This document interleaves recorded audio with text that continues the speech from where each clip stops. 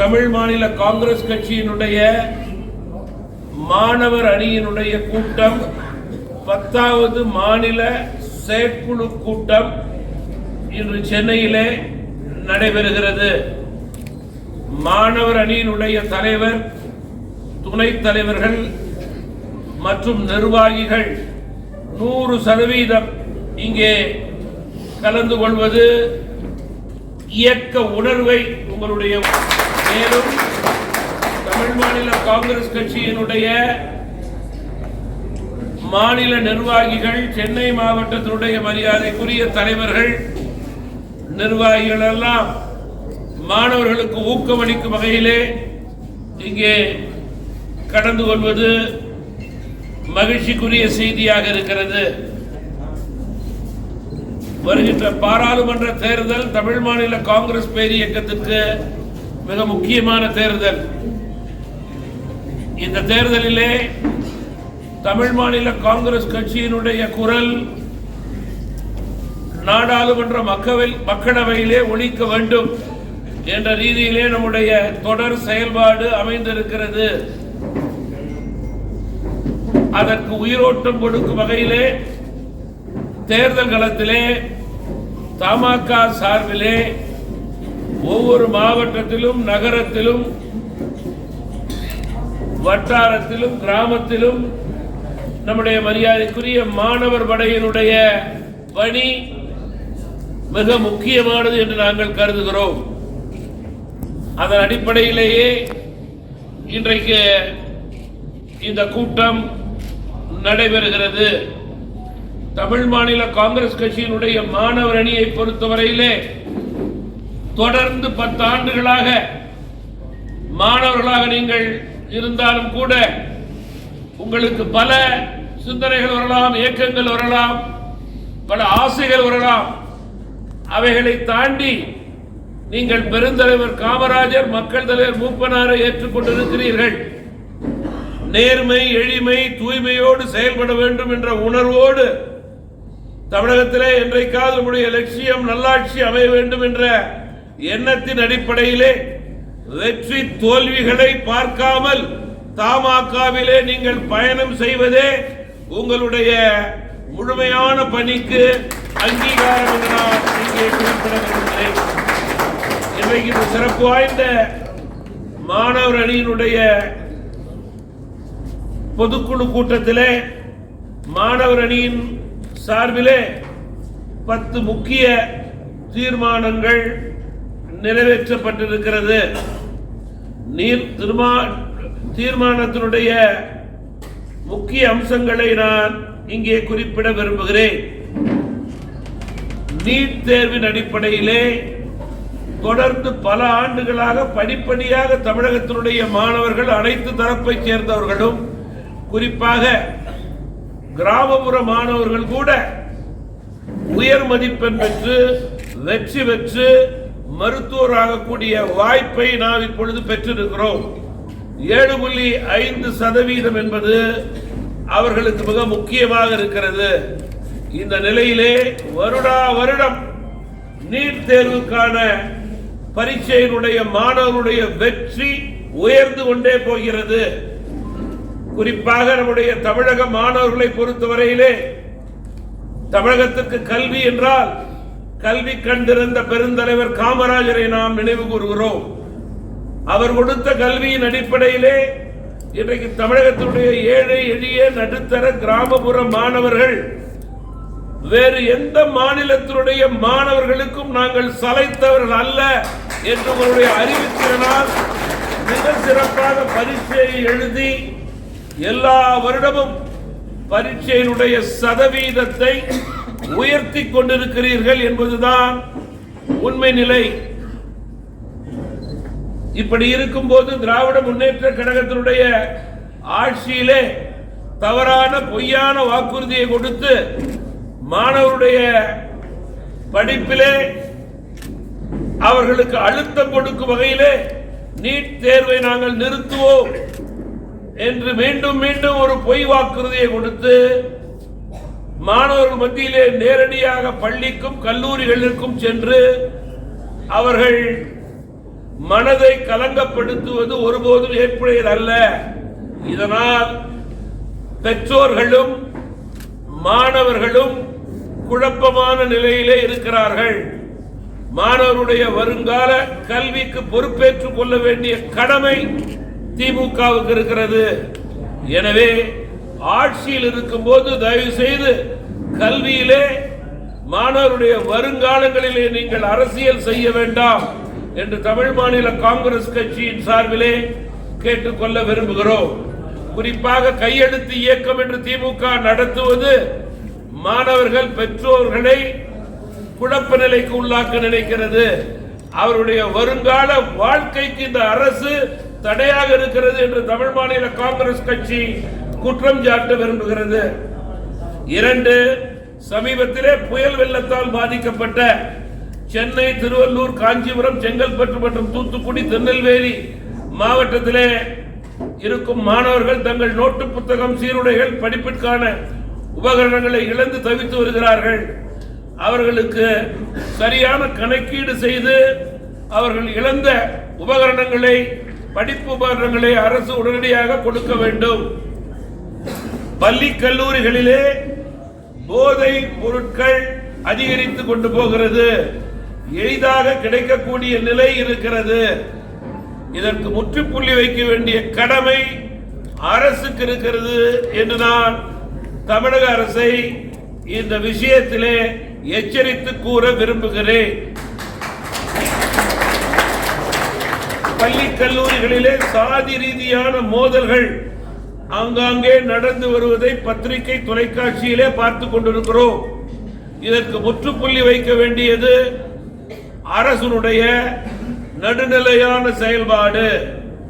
மாணவ செல்வங்களும் ஒழுக்க சீலர்களாக பெருந்தலைவர் நேர்மை, எளிமை, தூய்மையை கடைபிடித்து சாதி மத பேதங்களுக்கு அப்பாற்பட்டு அனைவரும் ஒன்றாக இருக்க வேண்டும் என்பதுதான் தமிழ் மாநில காங்கிரஸ் கட்சியினுடைய வேண்டுகோள்.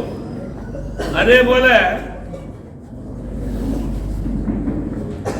பள்ளி கல்லூரிகளிலே மாணவர்கள் தேர்தல்களை ஜனநாயக முறைப்படி நடத்த வேண்டும் என்பது எங்களுடைய வேண்டுகோள். கிராமங்களிலும் சரி, நகரங்களிலும் சரி, பள்ளி கல்லூரிகள் மற்றும் தனியார் பள்ளி கல்லூரிகளிலே தேவையான வகுப்பறைகள், ஆய்வகம், விளையாட்டு மைதானம், கழிப்பிட வசதி, தூய குடிநீர் 100% முறையாக சரியாக இருக்க வேண்டும் என்பதை தமிழ் மாநில காங்கிரஸ் கட்சியினுடைய செயற்குழு வலியுறுத்துகிறது. அதேபோல இன்று உலகினை அச்சுறுத்துகிற முக்கிய செய்தி வன்முறை, தீவிரவாத சக்திகளை தொடர்ந்து பூமி உலக வெப்பமயத்தால் மாசுபடுதல், நீர்நிலைகள், காற்று மாசு, ஒலி மாசு, கடல் மாசுபடுதல் மிகப்பெரிய பேராபத்தை ஏற்படுத்துகிறது. செய்தி, தொழில் வளர்ச்சி, விஞ்ஞான வளர்ச்சி இருந்த போதிலும் பூமி உலக வெப்பமானதை தடுத்திட இளைய சமுதாயத்திற்கு ஓர் விழிப்புணர்வு ஏற்படுத்த வேண்டும். மத்திய மாநில அரசுகள் வரும் காலங்களிலே இதற்குண்டான விழிப்புணர்வு நிகழ்ச்சிகளை மக்களுக்கு மட்டுமல்லாமல் மாணவர்களுக்கு பள்ளி கல்லூரிகளிலே ஏற்படுத்த வேண்டும் என்று தமாக வலியுறுத்துகிறது. பல்லாயிரக்கணக்கான மாணவர்கள், இளைஞர்கள் படித்துவிட்டு வேலைக்காக காத்திருக்கிறார்கள். அதனை கருத்தில் கொண்டு வரும் காலங்களிலே அவர்கள் அனைவருக்கும் வேலை வாய்ப்பு திட்டங்களை உருவாக்க மத்திய மாநில அரசுகள் முன்வர வேண்டும் என்று தமாக இந்த செயற்குழு கூட்டத்தின் வாயிலாக வலியுறுத்துகிறது. இன்றைய அரசியல், குறிப்பாக இன்றைய ஆட்சியில் ஊழல் நிறைந்த அரசாக, ஆட்சியாக செயல்படுகிறது. கொடுத்த வாக்குறுதிகளை நிறைவேற்றாத அரசாக மக்கள் காத்து கிடந்து ஏமாந்த நிலையிலே இருக்கிறார்கள். எனவே வரும் நாட்களிலே வெளிப்படை தன்மையான ஆட்சி தேவை. நேர்மை, எளிமை, தூய்மையை பின்பற்றக்கூடிய பெருந்தலைவர் காமராஜர் ஆட்சியை, பொற்கால ஆட்சியை தமிழ் மாநில காங்கிரஸ் கட்சியினுடைய லட்சியமான அந்த ஆட்சியை ஏற்படுத்த நாம் நம்முடைய கடமைகளை முறையே சரியே செய்ய வேண்டும் என்று இந்த செயற்குழு மாணவ செல்வங்களை இளைஞர்களை கேட்டுக்கொள்கிறது. தமிழ் மாநில காங்கிரஸ் கட்சியினுடைய மாணவர் அணிக்கு வருகின்ற பாராளுமன்ற தேர்தலிலே நிறைய பணிகள் இருக்கிறது. மக்கள் பணி, இயக்க பணி, இந்த இரு பணிகளை உங்களுடைய இரு கண்களை போல நீங்கள் செயல்படுத்தி மக்களிடம் சென்று நம்பிக்கையை வளர்த்துக் கொள்ள வேண்டும். நீங்கள் சார்ந்திருக்கின்ற மிக முக்கியமாக பெருந்தலைவர் காமராஜர், மக்கள் தலைவர் மூப்பனாருடைய ஆசியோடு நீங்கள் சார்ந்திருக்கின்ற உங்களுடைய படிப்பிலே, உயர் படிப்பிலே நீங்கள் நன்கு படித்து உங்களுடைய துறையிலே ஒரு உயர்ந்த ஸ்தானத்தை நீங்கள் அடைந்து உங்களுடைய பெற்றோர்களுக்கும் நாட்டிற்கும் வீட்டிற்கும் புகழ் சேர்க்க வேண்டும். 100% மாணவ செல்வங்கள் உங்கள் பெற்றோர்களுக்கு துணை நிற்க வேண்டும் என்ற உறுதியை இன்றைக்கு இந்த கூட்டத்திலே எடுத்துக்கொள்ள வேண்டும்.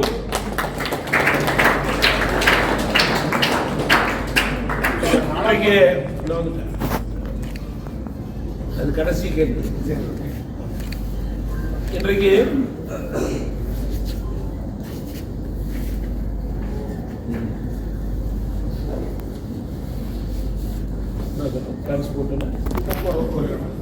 போக்குவரத்து தொழிலாளருடைய பிரச்சனையை இந்த அரசு தேவையில்லாமல் வளர்த்தி கொண்டிருக்கிறது. போக்குவரத்து தொழிலாளருடைய நியாயமான கோரிக்கைகளை நிறைவேற்றிருக்க வேண்டும். ஏனோ தானோ என்று அவர்கள் கோரிக்கையை அரசு முறையாக பரிசீலனை செய்யாமல் 2 முறை பேச்சுவார்த்தை நடத்தியும் அவர்களுடைய எண்ணங்களை பிரதிபலிக்காத அரசாக இந்த அரசு செயல்படுவது மிகுந்த வருத்தத்தை ஏற்படுத்துகிறது. குறிப்பாக பொங்கல் பண்டிகை நெருங்கும் போது லட்சக்கணக்கான மக்கள் தமிழகத்திலே தங்களுடைய சொந்த ஊருக்கும் சுற்றுலா பயணத்திற்கும் செல்லக்கூடிய நிலையிலே இது போன்ற போக்குவரத்து துறையுடைய நிலை தமிழகத்திலே இருந்தால் ஆட்சியாளர்களுடைய ஆளுமை திறனை இது பிரதிபலிக்கிறது. எனவே உடனடியாக இந்த பிரச்சனையை சுமூகமான முறையிலே தீர்க்கக்கூடிய கடமை தமிழகத்தினுடைய போக்குவரத்து துறைக்கு இருக்கிறது. நாளைய தினம் அல்லது நாளைய மறுநாள் போக்குவரத்து தொழிலாளர்களுக்கு தமிழகத்திலே நல்ல செய்தி வர வேண்டும் என்று தமிழ் மாநில காங்கிரஸ் கட்சி கேட்டுக்கொள்கிறது. அதே போல பொங்கல் தொகுப்புக்கு கொடுக்கக்கூடிய பணம் 1000 இன்றைக்கு மழையினால் பாதிக்கப்பட்ட மக்களுக்கு போதுமானது அல்ல. யானை பசிக்கு சோலை பொறி போல இது இருக்கிறது. குறிப்பாக சென்னை, தூத்துக்குடி என்று 10 மாவட்டங்களிலே தங்களுடைய உடைமைகளை, கால்நடைகளை, 2 சக்கர 4 சக்கர வாகனங்களை பலர் இழந்து நிற்கிறார்கள். அதற்கு பணம் கட்ட வேண்டிய சூழல், கடன் வாங்கக்கூடிய சூழல் இன்றைக்கு இருக்கிறது. இப்படிப்பட்ட சூழலிலே பொங்கல் தினத்தை சாதாரண ஏழை எளிய நடுத்தர மக்களும் பாதிக்கப்பட்ட மக்களும் கொண்டாட வேண்டும் என்ற நல்ல உணர்வு, மனித நேயம் இந்த அரசுக்கு இல்லை. இருந்திருந்தால் அவர்கள் ஆட்சியில இல்லாமல் அதிமுக ஆட்சியில் இருந்தபோது, திமுக எதிர்கட்சியாக இருந்தபோது 5000 கொடுக்க வேண்டும் என்று கேட்டதை இங்கே நான் நினைவு கூற விரும்புகிறேன். தற்போது 5000 ரூபாய் கொடுக்க வேண்டும் என்று நாங்கள் கேட்டிருக்கிறோம். 5000 ரூபாய் உங்களால் கொடுக்க முடியாது.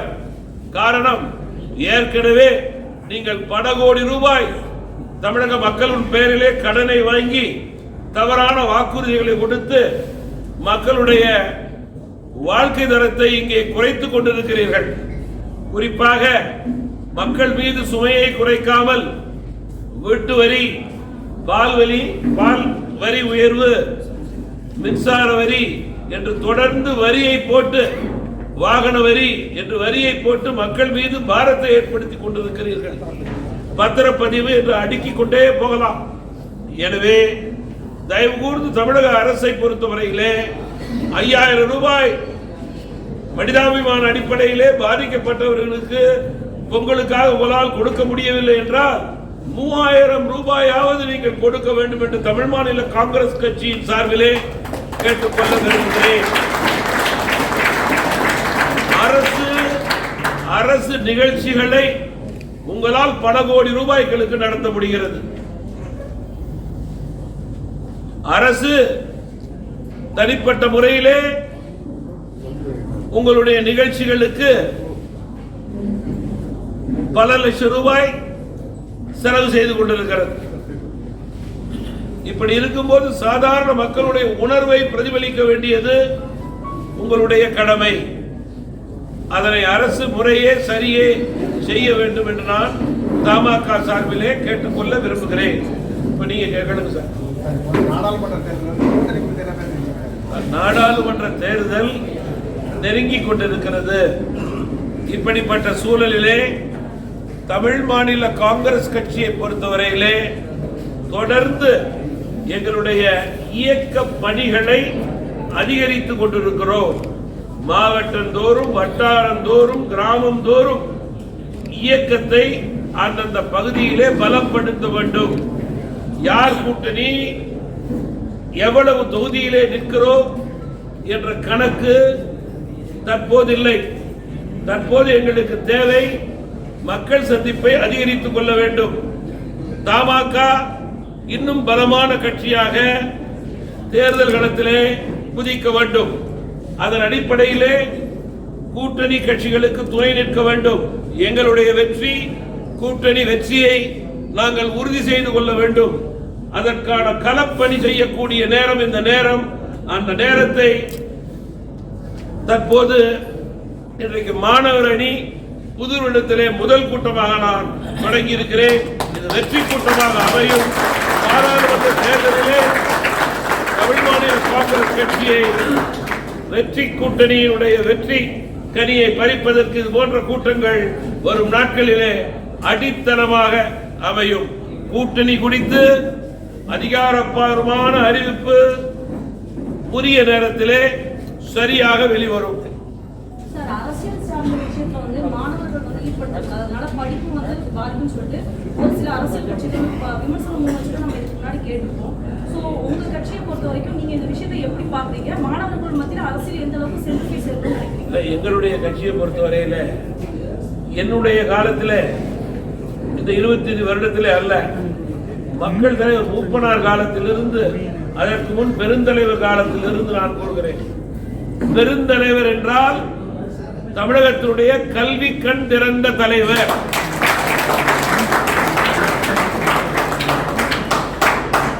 பெருந்தலைவர் மாடல் தான் தமிழகத்தினுடைய நிரந்தர மாடல். முற்கால ஆட்சியினுடைய மாடல் தான் இந்தியாவுக்கு அத்துணை மாநிலங்களுக்கும் தேவைப்படும் மாடல். காரணம், அது நேர்மையான மாடல், எளிமையான மாடல், தூய்மையான மாடல், வெளிப்படைத்தன்மையான மாடல். இதற்கு யாராவது சவால் விட முடியும் என்றால் முடியாது, முடியாது, முடியாது.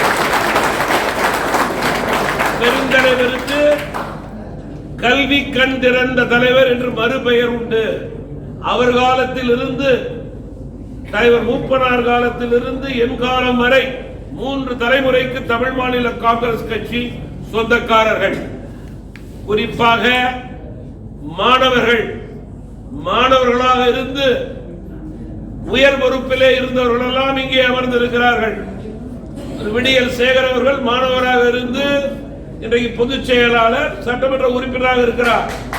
முனவர் பாட்ஷா அவர்கள் மாணவராக இருந்து இயக்கத்தினுடைய மூத்த தலைவராக, மாவட்ட தலைவராக இன்றைக்கு இருக்கிறார். இவர்கள் எல்லாம் நம்முடைய மரியாதைக்குரிய சக்திவே, நம்முடைய மரியாதைக்குரிய சாமி, நான் எல்லாரும் வரிசைக்கு நெடுஞ்செழியன் எல்லாரையும் சொல்லலாம், RS முத்து ஐயா எல்லாரையும் சொல்லலாம். எல்லாரும் பெருந்தலைவரோடு மாணவராக பழகி ஐயா மூப்பனாரோடு அரசியல் பயணம் செய்து என் தலைமையை ஏற்று நல்ல கொள்கைக்காக லட்சியத்திற்காக வலு சேர்த்துக் கொண்டிருக்கிறார்கள். இவர்களுக்கு அத்தனை பேருக்கும் பெருந்தலைவர் காமராஜ் ஐயா மூப்பனார் நான் சொல்லும் முன்னே இருக்கின்ற மாணவர்களுக்கு தாரக மந்திரம் என்னவென்றால், முதலிலே உங்களுடைய படிப்பு, அதில் நீங்கள் சார்ந்த துறையிலே முதன்மை பெற வேண்டும், முன்னுக்கு வர வேண்டும், உயர வேண்டும், அதிகம் சம்பாதிக்க வேண்டும். அந்த சம்பாதிப்பினுடைய பணத்தை 90% மேல் உங்கள் பெற்றோர்களுக்கு கொடுக்க வேண்டும், உங்கள் குடும்பங்களுக்கு கொடுக்க வேண்டும். அதே நேரத்திலே நல்ல கட்சியிலே நல்ல கொள்கைகளை ரோல் மாடலாக இருக்கின்ற தலைவர்களை பின்பற்றி பொது வாழ்விலே நேர்மை, எளிமை, தூய்மை, வெளிப்படைத்தன்மையை நீங்கள் பின்பற்ற வேண்டும். ஒரு இயக்கம் என்றால் வெற்றி தோல்விகளை தாண்டி தமிழகத்திலே மரியாதைக்குரிய இயக்கமாக இருக்கின்றது என்றால் அது இன்றைக்கு தமிழ் மாநில காங்கிரஸ் என்பதை மாணவர்கள் உணர்ந்து செயல்படுவார்கள். அதுதான் மாணவர்களுக்கு நாங்கள் எடுக்கும் பாடம். மலைநகரம் காலத்துல மாநில அரசு மக்களுக்கு நிவாரண தொகை கொடுக்குன்னு சொல்றீங்க. மாநில அரசு ஒரு பக்கம் முயற்சி செய்யறாங்களா இல்லையான்றது ரெண்டாவது கேள்வி. அவங்களுக்கு ஈடு கொடுக்கறவங்க மத்திய அரசு எந்த அளவுக்கு நீங்க நடந்துக்கணும்னு நினைக்கிறீங்க? அவங்க சொல்ற நிவாரண தொகை மாநில அரசு செய்யறாங்களா செய்யலையாங்கிறது இரண்டாவது கேள்வி அல்ல, முதல் கேள்வி. அவர்கள் தான் இங்கே ஆட்சியில் இருக்கிறார்கள், அவர்களுக்கு தான் மக்கள் வாக்களித்திருக்கிறார்கள். இதான் சொல்றேன். மழை பெய்து கொண்டிருக்கும் போதே நம்முடைய மரியாதைக்குரிய தமிழக முதல்வர் டெல்லியிலே இந்தியா கூட்டணியிலே கலந்து கொண்டார். அவர் கலந்து கொண்டிருக்கும் போதே இங்கே மத்தியிலே உள்துறை அமைச்சருடைய NDRF டீம் இங்கே வெள்ளம் புயலிலே மக்களை காப்பாற்றி கொண்டிருந்தார். அவர் டெல்லியிலிருந்து தமிழகத்திற்கு திரும்புவதற்கு முன் இங்கே உள்துறை அமைச்சர் அவர்கள் தங்களுடைய துறையின் சார்பிலே ஆய்வு செய்வதற்கு ஒரு குழுவை அமைத்து அந்த குழு மதுரைக்கே சென்று இறங்கிவிட்டது. இதுதான் உண்மை நிலை. இதற்கிடையிலே ஒரு 400 கோடி, பிறகு ஒரு 500 கோடி என்று 900 கோடி கொடுத்திருக்கிறார்கள். மத்திய அரசினுடைய கோட்பாட்டின் அடிப்படையிலே தமிழக மக்களுக்கு மாற்றாந்தான் மனப்பான்மை இல்லாமல் படிப்படியாக பாதிக்கப்பட்டவர்களுக்கு நிவாரணம் கொடுக்கும் என்பதிலே மாற்று கருத்து கிடையாது. ஆனால் இங்கே செய்யக்கூடிய தமிழக அரசு தாங்கள் சார்ந்திருக்கின்ற பணியை முறையே சரியே வெளிப்படைத்தன்மையோடு செய்யாமல் அதிலிருந்து மக்களிடம் தப்பிப்பதற்கு மத்திய அரசு பெயரை கூறுவது தவறு. மத்திய அரசு மாநில அரசு நிவாரணம் கேட்டிருக்கு சார். மத்தியிலிருந்து ஒரு குழு பார்வையிட்டு இந்த நிவாரணம் எல்லாம் பாதிப்பெல்லாம் கடனா இருக்குன்ற மாதிரி ஒரு அறிக்கை கொடுத்துருக்காங்க. அது மீறியும் இன்னும் மத்திய அரசு மாநில அரசு நிவாரணம் தராத பத்தி நீங்க நினைக்கிறீங்க? இப்பதானே சொன்னேன், முதல் கட்டம் படிப்படியா அவர்கள் செய்வார்கள் அப்படி சொன்ன வெளிப்படைத்தன்மையும் தேவை. சென்னையிலே எவ்வளவு கோடி செலவு பண்ணாங்க? சென்னை கிட்டத்தட்ட 4-5 நாள் கார் போல கப்பல் தானே போச்சு, சென்னையில படகு தானே போச்சு இல்லையா? இதெல்லாம் மக்களுக்கு ஒரு அச்சத்தை ஏற்படுத்துகிறது, பயத்தை ஏற்படுத்துகிறது, மத்திய அரசுக்கே ஒரு வியப்பை ஏற்படுத்துகிறது. வேறு எந்த மாநிலத்திலும் நடக்காதது சில நேரத்தில் தமிழகத்தில் நடக்கும் போல என்ற சந்தேகம் ஏற்படுகிறது. மாணவர் அணிக்கு இந்த தேர்தலிலே வாய்ப்பு கிடையாது. மாணவர் அணி இல்லை, எங்களிடம் கோடீஸ்வரர்கள் மற்ற கட்சிகள் போல கிடையாது. கோடீஸ்வரர்கள் குறைவு. எங்கள் கட்சியிலே நிற்பவர்கள் குறிப்பிட்டவர்கள் தான் நிற்க முடியும். காரணம், சொந்த பணத்திலே சம்பாதித்து செலவு செய்யக்கூடியவர்கள். இதிலே ஒளிவு முறைவு எனக்கு கிடையாது. முழு பூசணிக்காயிலே நான் சோற்றை மறைக்க கூடாது.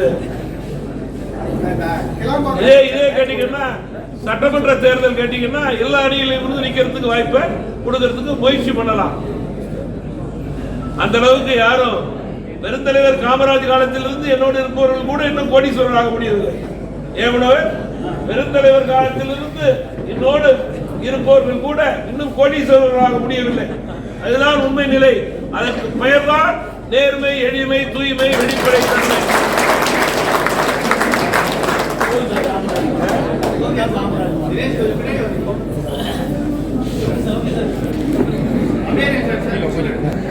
போக்குவரத்து தொழிலாளர் பிரச்சனையிலே 9ஆம் தேதி என்று அனைத்து சங்கங்களும் போராட்டத்தை அறிவித்திருக்கிறார்கள்.